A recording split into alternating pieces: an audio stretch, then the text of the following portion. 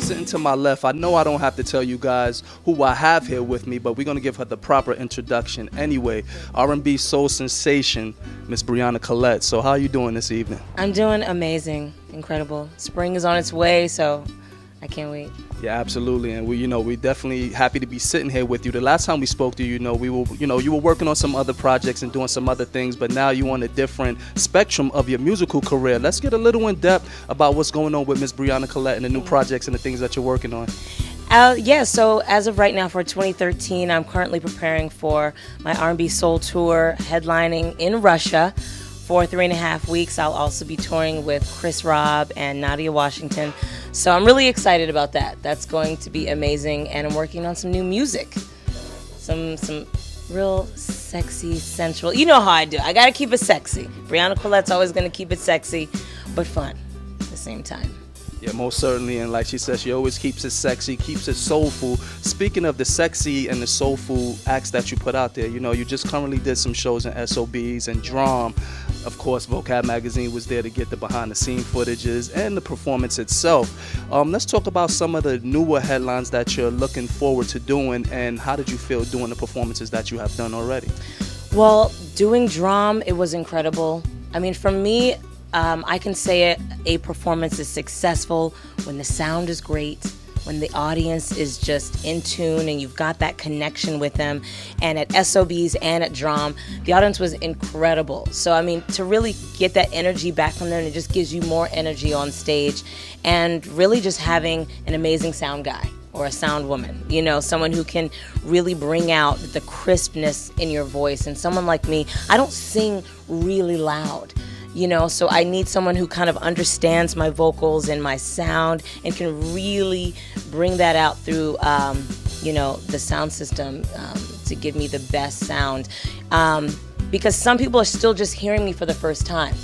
So for me, I need to sound the best, no matter what. I need to just sound as amazing as possible.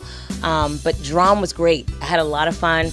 I threw 2 new songs in the set. One was Black and Yellow. That was my little sexy jazzy version of Black and Yellow, and Emergency Room, which was produced by Days, one of my producers from Staten Island. So yeah, it was great.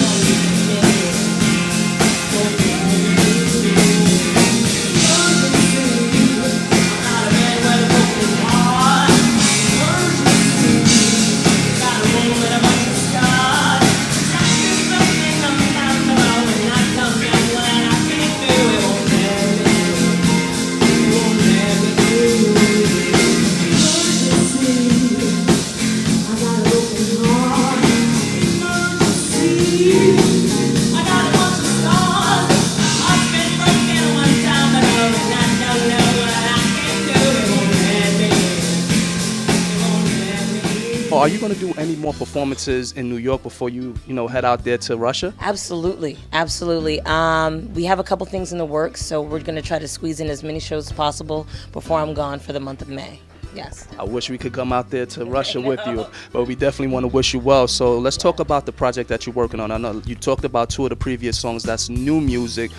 Collectively, how many more songs are you working on, and what's going to be the name of this project? The new song that I'm working on right now, as of right now, it's called Broken, and it's basically about a woman who is in a relationship that is abusive.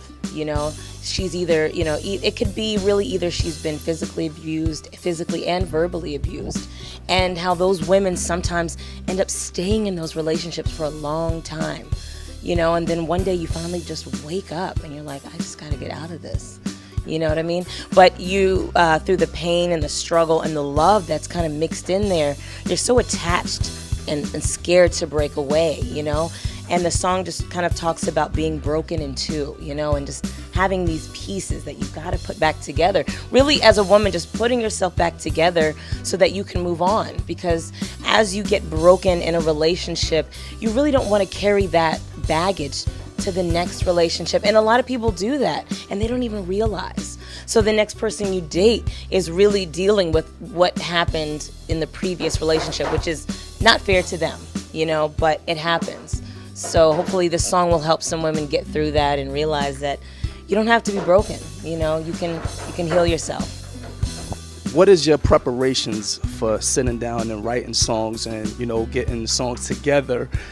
Do you take personal experiences, or do you listen to your girlfriends or friends and things of that nature to collaborate things to make your songs? Absolutely. Usually my songs will be a piece of what I'm going through at the moment, mixed with my close friends, what maybe something they're going through. When I hear a song and I like it, it's almost like the song is already written, and I've said this before, it's like the song is already there, I just have to write it down, you know. And immediately when I heard this song, I don't know, the words just kind of came out of my mouth, like, you know, I kind of hum a little bit, and then it was just kind of like, you broke me down, you know, and then it just goes there. From one word, it just creates the whole energy and the feel and the environment of the song. And I'm a visual writer, so when I write, I don't always just write, but I see it happening. So I'm writing the story that's kind of playing out in my mind as I'm listening to it. But yeah, my songs will always, you know, be part, you know, fiction and part nonfiction. So with the combination of, you know, your sound with, you know, having that soulful sound as well as that jazz touch to it, who were some of your inspirations musically, you know, growing up, some of the artists that you listened to that actually inspired you to become an artist? I would definitely say, you know, Sade was always one of my big influences. As a little girl, my mom used to play her all the time. You know, Sade, Janet Jackson. My mom used to play Karen White. I remember she had like a Karen White record that she used to always put on. And then as I got older, you know, I loved listening to Erykah Badu and Jill Scott and Morcheeba. There were so many different kind of artists, you know, in the 90s that influenced me. Excuse me, and Bjork as well. Also Prince. You know, the reason why I really liked Prince was, number one, he had his own unique sound. He was original. He didn't care what other people thought. He was just kind of like, I'm going to be me. And also what he kind of does with his voice. You know, Prince can go extremely low, you know, and sing very low, or go real high, you know, and the way he kind of fluctuates his voice always kind of inspired me to take risks. Baby, you've been on my mind, crazy how age takes its time. I know we can make it work. Make it work, make it work, make it work, make it work, make it work, make it work for me. Ooh, baby, yeah, I think the way